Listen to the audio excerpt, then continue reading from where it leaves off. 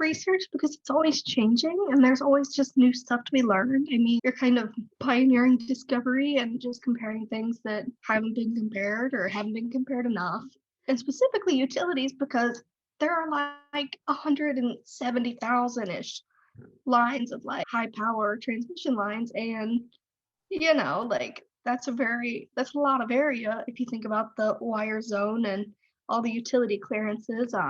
It's a really important area for like native animals and pollinators and, grassy plants kind of. There's a lot of creativity to it. So in the challenge, you're always problem solving and getting to be creative in how to solve those problems. There's always opportunity for growth. There's always opportunities to learn and to make positive impacts in your field, for your company, with your community.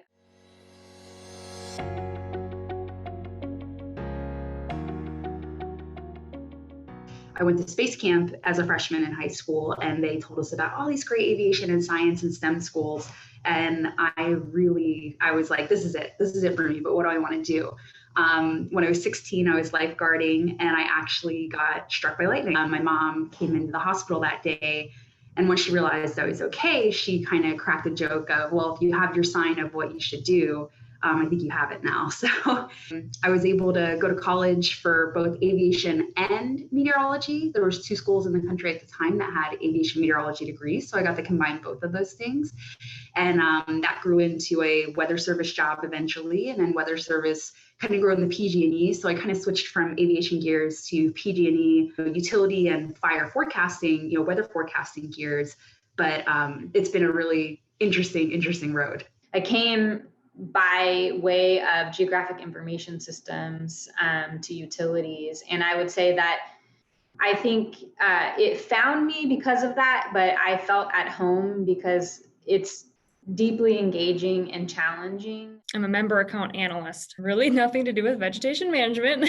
I mean, I care about animals, I care about the planet, I care about, things like that. So I was kind of looking for something else. And then I listened to a conversation, a meeting that we had with our forestry supervisor at the time. And he was talking about how our vegetation management program actually creates pollinator habitat just through the low growing plant communities. So I had actually emailed our then CEO information about what forestry supervisor was talking about and asked, what more could we be doing? This is awesome. So I had just said it would be really cool to turn that mowed grass into like a pollinator habitat. More about it, we actually expanded to almost 2 acres here at headquarters. And then we found another 2-acre site at our operations center in Superior, Wisconsin. So we've got a total of about 4.5 acre pollinator habitat plots now.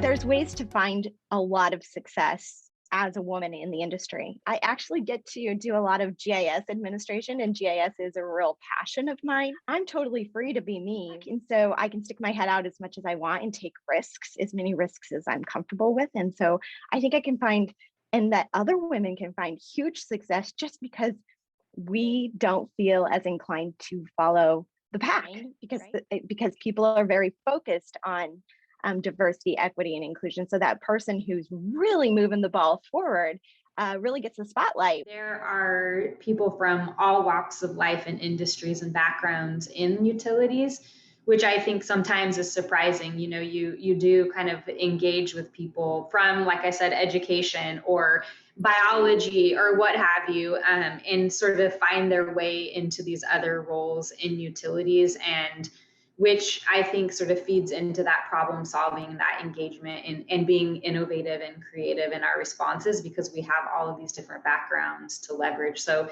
it really is this huge melting pot.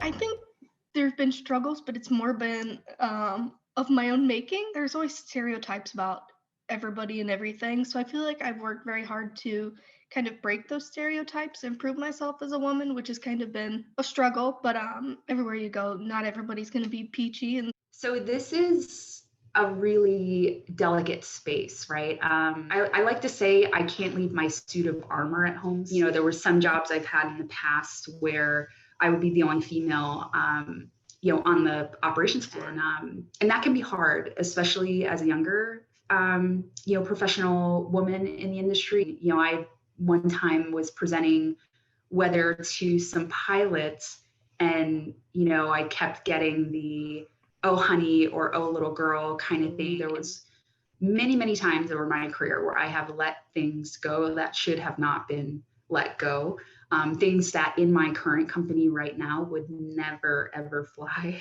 Because I've definitely dealt with comments and, you know, related to that.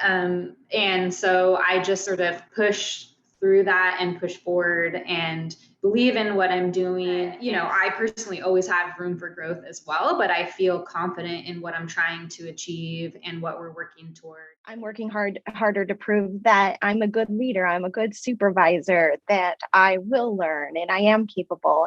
I personally feel like I have to work twice as hard to prove myself because this is a man's world.